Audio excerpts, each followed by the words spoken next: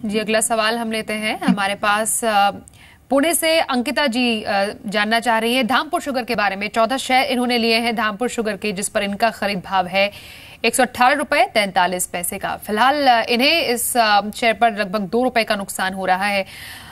Sugar sector की movement हमेशा कुछ ना कुछ न्यूज फ्लो के तहत अप डाउन होती रहती है। हाल ही में कुछ अनाउंसमेंट्स भी हुई है। धामपुर शुगर क्या एक अच्छा स्टॉक है इस वक्त निवेश करने के लिए इस पर्टिकुलर सेक्टर में? नहीं, शुगर की मिठास तो स्टॉक मार्केट में दिखाई दे रही है स्वाति जी। मुझे लगता है कि और भी इधर से अपसाइड शुगर स्टॉक दिखाने के क्षमता रखते हैं।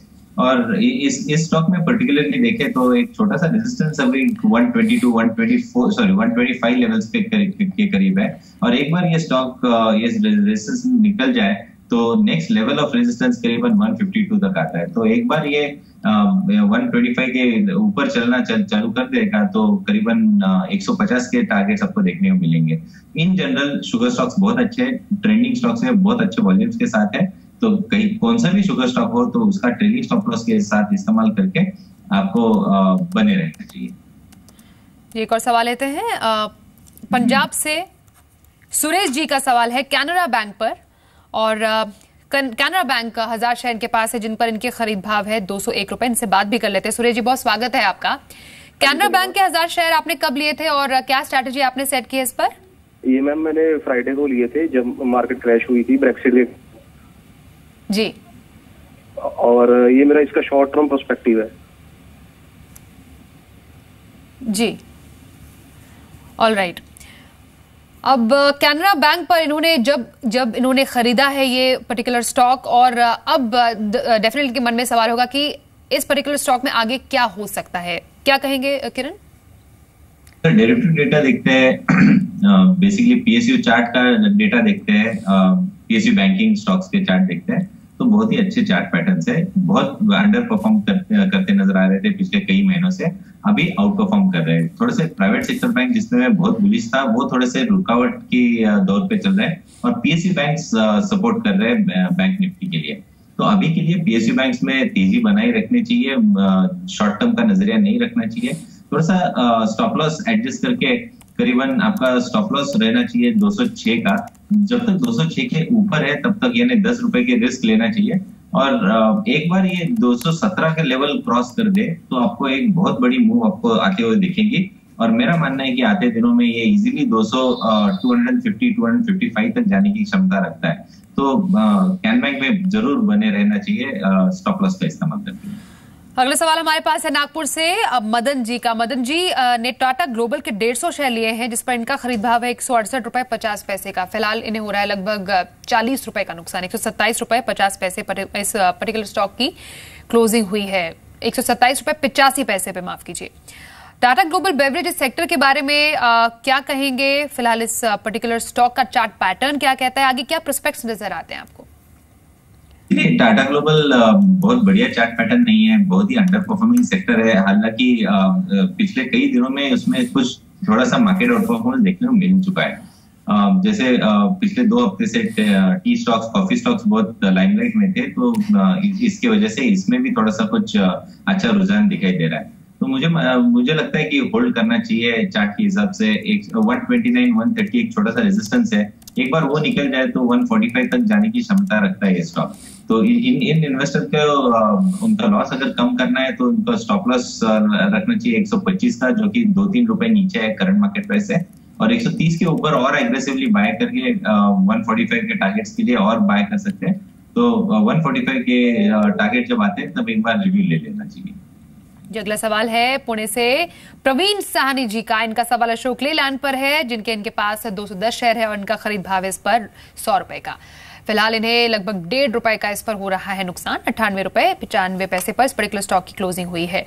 ऑटो सेक्टर से पर्टिकुलर कंपनी डील करती है, अपने क्षेत्र की अच्छी खासी कंपनी अशोक लेलैंड में फिलहाल थोड़ा बहुत इन्हें लॉस जरूर है किरण, लेकिन स्ट्रैटेजी क्या रखनी चाहिए इस पर?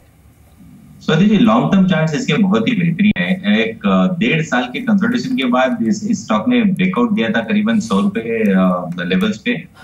ऊपर जाके 110 के ऊपर जाके वापस एक बार 100 को टेस्ट कर रहा है। कोई खराबी नहीं है चार्ट्स पे। मुझे लगता है कि इधर से और अपसाइड बिल्कुल होगी। पर अपसाइड होने से पहले 100 और 110 में ये स्टॉक थोड़ा सा टाइम करेक्शन करता नजर आएगा। एक बार 110 क्रॉस किया तो मेरा टारगेट 1 साल का करीबन 170 है। तो मान के चलना चाहिए कि एक साल का नजरिया हर इन्वेस्टर ने इस स्टॉक में रखना चाहिए। स्टॉप लॉस 90 का रखना चाहिए, तो रिस्क टू रिवॉर्ड रेशियो में बहुत ही बेहतरीन बैठता है 1 साल के नजरिए से। जी, इस वक्त मेरी सहयोगी साक्षी भी मेरे साथ है और दिन भर जी बिजनेस आपको उन शेयरों के बारे में बताता है जिनसे आपको शॉर्ट मुनाफा होता है। और साक्षी अब हमें बताने जा रही है उन चुनिंदा शेयरों के बारे में जिन्होंने आज शानदार रिटर्न दिया। साक्षी। जी बिल्कुल, आज दिन भर में जी बिजनेस पर हमने ढेर सारे शेयर्स रेकमेंड किए जहां पर जोरदार रिटर्न्स देखने को मिले। प्रिसाइसली 4 ऐसे शेयर्स आज मैं लेकर आई हूं जिनके बारे में हम चर्चा करेंगे। सबसे पहले नाम होगा पनेशा बायोटेक का। ये शेयर आपको आज हमारे खास शो जो कि सुबह 7:30 बजे होता है स्टॉक्स पास 50 में दिया गया था। आपको बता दें कि शेयर में 10% का ऊपर सर्किट लगा और ऊपरी सर्किट पर यह शेयर बंद होते हुए नजर आया। कंपनी पर एक खबर भी थी कि कंपनी ने टाइप 2 डायबिटीज को ट्रीट करने के लिए एक दवा टेनेपान का लॉन्च भी किया है, लेकिन सुबह 7:30 बजे तक ये खबर नहीं आई थी। उससे पहले ही आपको बताया गया था कि इस शेयर पर आप निवेश कर सकते हैं और जोरदार रिटर्न्स इस शेयर पर देखने को मिले। पुंज लॉयड होगा अगला शेयर। ये भी आज का स्टॉक्स फास्ट 50 का शेयर था। शेयर 7% चढ़कर बंद होते हुए नजर आया। यहां पर भी एक खबर थी कि सिंगापुर हाईकोर्ट ने 2 सब्सिडियरियों के न्यायिक प्रतिबंध को मंजूरी दी है। जोरदार तेजी इस खबर के बाद यहां पर देखने को मिली और 7% तक उछाल शेयर पर देखने को मिला। अगला शेयर हमारा आज का सुपर शेयर है जो कि सुबह 9:30 बजे आपको दिया जाता है। डीलिंग की मैं बात कर रही हूँ। शेयर 6.5% तक चढ़कर बंद होते हुए नजर आया। शेयर काफी फंडामेंटल्स के बेसिस पर चुना जाता है। आपको बता दें कि कंपनी इंटरनेट हार्डवेयर के कारोबार में शामिल है। अगर आप क्वार्टरली परफॉर्मेंसेस की को नजर देखेंगे तो Q4 के अगर परफॉर्मेंस पर नजर डालें तो ऑपरेटिंग मुनाफे में 17% तक की बढ़त देखने को मिली और Q4 के मुनाफे में भी ईयर ऑन ईयर 20% तक की बढ़त देखने को मिली। कहीं ना कहीं ब्याज लागत भी कम होते हुए नजर आई और इन सब ट्रिगर्स के चलते ये शेयर अब चुना गया था और जोरदार रिटर्न्स इस शेयर पर देखने को मिले। आखिरी शेयर के बारे में जिक्र करेंगे जो कि आज का फाइनल बेट शेयर। जी हाँ, आपको 3:10 पर यह शेयर दिया जाता है जो कि मार्केट क्लोजिंग से पहले यानी कि 20 मिनट के अंदर ही अंदर आपको जोरदार रिटर्न्स देता है। ग्रेफाइट इंडिया भी अगर आप देखेंगे तो शेयर 6% तक चढ़कर बंद होते हुए नजर आया। शेयर ने अपना टारगेट भी हिट किया। 200 डेमा की सपोर्ट लेकर ये यहाँ पर उछाल देखते हुए नजर आया। निचले स्तरों से काफी एक अच्छा पुल बैक देखने को मिला। साथ ही Q4 के अगर नतीजों पर नजर डालेंगे तो मुनाफे फ्रंट पर अगर आप देखें तो 31% तक का भी उछाल यहाँ पर देखने को मिला था। जोरदार रिटर्न इन सभी शेयर्स में आज देखने को मिला। जी साक्षी, साथ ही हमें ये भी बता दीजिए मुनाफे की वो 5 कॉल्स कौन से ऐसे 5 स्टॉक्स हैं? जी, आज का मेरा पहला शेयर है थॉमस कुक का। थॉमस कुक की सब्सिडियरी क्वेस्ट कॉर्प का IPO खुलने वाला है कल यानी कि 29 जून को। ये IPO 1 जुलाई को बंद होगा। प्राइस बैंड जो तय हुआ है इस IPO का 310 रुपए से 317 रुपए प्रति शेयर का तय हुआ है। 69% की हिस्सेदारी है थॉमस कुक की अपनी सब्सिडियरी में। कहीं ना कहीं वैल्यू अनलॉक होते हुए नजर आएगी और एक पॉजिटिव ट्रिगर के तौर पर ही काम करते हुए नजर आ सकता है। थॉमस कुक के लिए खरीदारी की सलाह है। मुदित गोयल की टारगेट बताया 222 का। स्टॉप लॉस आप मेंटेन कर सकते हैं 209 का। अगला शेयर मेरी तरफ से ट्रेंट लिमिटेड का है। बोर्ड ने यहां पर एक शेयर को 10 में विभाजित करने की मंजूरी दी है और खास तौर पर देखा जाए तो NCD के जरिए 300 करोड़ तक के भी जुटाने की मंजूरी दी है। खरीदारी की सलाह दे रहे हैं मुदित गोयल। यहां पर ट्रेंड पॉजिटिव लगता है। टारगेट पता है 1840 का। स्टॉप लॉस आप लगाइए 1720 का। सन फार्मा होगा मेरा अगला शेयर। यहां पर सूत्रों के हवाले से खबर पता चली है कि टायरो की जेनेरिक दवा डेफरिन को मंजूरी मिली है और डेफरिन को US FDA से ये मंजूरी मिली है। सन फार्मा पर इसका एक पॉजिटिव ट्रिगर देखने को मिल सकता है। खरीदारी की सलाह है मुदित गोयल की। टारगेट पता है 785 का। स्टॉप लॉस आप लगा सकते हैं 755 का। अगला शेयर मेरी तरफ से भारतीय इंफ्राटेल का होगा। कंपनी की बाईबैक का चालू और देखा जाए तो 12 जुलाई से लेकर 25 जुलाई तक ये बाईबैक ऑफर जारी रहेगा। 4.7 करोड़ तक के शेयर्स कंपनी बाईबैक में खरीदेगी। 425 रुपीज प्रति शेयर के भाव पर ये बाईबैक होगा। ट्रिगर पॉजिटिव है भारतीय इंफ्राटेल के लिए और बाईबैक के समय पर यहाँ पर एक तेजी भी देखने को मिल सकती है। खरीदारी की सलाह है आशीष अंदानी की। टारगेट आपको पता है 349 का। स्टॉप लॉस आप मेंटेन कीजिए 332 का। आखिरी शेयर मेरी तरफ से है टाटा कम्युनिकेशंस का। यहाँ पर कंपनी की जो साउथ अफ्रीकन सब्सिडियरी है न्यूटेल उसे लिक्विड टेलीकॉम को यहाँ पर कंपनी ने बेचा है। देखा जाए 2900 करोड़ तक में ये सौदा होते हुए नजर आ रहा है। टाटा कम्युनिकेशंस में आज भी इस खबर के तहत 4% तक की तेजी देखने को मिली। आगे भी तेजी बरकरार रह सकती है, आशीष अंदानी का मानना है। आप खरीदारी करके चलें। टारगेट आपको रखना है 474 का। स्टॉप लॉस आप नीचे में मेंटेन कर सकते हैं 451 का।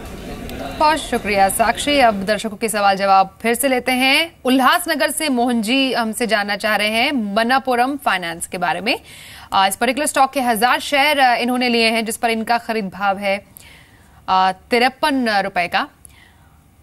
अब फिलहाल मनापुरम में इन्हें थोड़ा बहुत मुनाफा जरूर है, 66 रुपए 35 पैसे पर इस पर्टिकुलर स्टॉक की क्लोजिंग हुई है।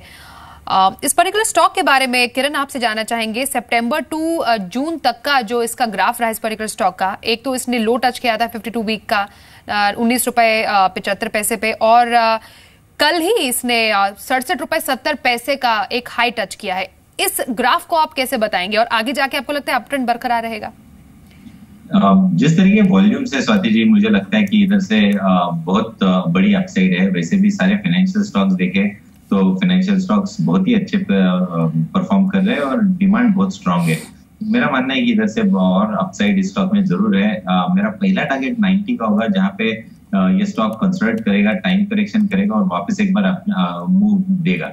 मेरा मानना है कि इस स्टॉक में अगले 2-3 साल तक बने रहना चाहिए। बहुत ही बढ़िया चार्ट पैटर्न है। इसने एक फॉलिंग ट्रेंड लाइन का ब्रेकआउट तो करीबन 35-40 रुपए के करीब दे चुका है और उसके बाद बहुत अच्छे वॉल्यूम दिखाई दे रहे हैं। तो 2-3 साल के लिए ये बिल्कुल भूल जाना चाहिए कि इनके पास शेयर है, तो बहुत बड़ा मुनाफा उनको आते हुए दिनों में देखने को मिलेगा। जी, पटना से प्रशांत सिंह का सवाल लेते हैं। वेदांता के 1000 शेयर इनके पास है, जिस पर इनका खरीद भाव 113 रुपए का, फिलहाल इन्हें इस पर 10 रुपए का मुनाफा है। 123 रुपए 15 पैसे पर इस पर्टिकुलर स्टॉक की क्लोजिंग हुई है। वेदांता पर क्या आप फिलहाल इन्हें राय देंगे, क्या स्ट्रैटेजी रखी है? ये मेटल क्षेत्र में ये एक काउंटर है जहाँ पे आपको मार्केट आउट परफॉर्मेंस मिलता नजर आएगा, जहाँ पे इंटेल को दिखाई दिया, JSW स्टील, टाटा स्टील, सारे के सारे बहुत अच्छे दिखाई दे रहे हैं। तो मुझे लगता है कि इधर भी आपको मार्केट आउट परफॉर्मेंस देखने को मिल जाना चाहिए। बहुत अच्छे बेस बिल्डिंग कंसोलिडेशन के बाद ये स्टॉक निकल चुका है और मेरा मानना है कि अगले 6-8 महीने में ये करीबन 180 के लेवल दिखाई देगा। जी, बहुत शुक्रिया किरण जाधव हमारे साथ हॉट स्टॉक्स के आज के इस एपिसोड में जुड़ने के लिए। जिन स्टॉक्स पर हमने बात की उन पर आपकी तरफ से डिस्क्लोजर? बहुत सारे स्टॉक्स डिस्कस किए स्वाति जी। मुझे लगता है कि डिस्क्लोज करने में जो स्टॉक्स मैंने डिस्कस किए उनमें मेरा पर्सनल कोई होल्डिंग नहीं है, पर जो व्यू दिया है वो वही व्यू हमारे क्लाइंट्स को दिया होगा। तो हॉट स्टॉक्स के आज के इस एपिसोड में बस इतना।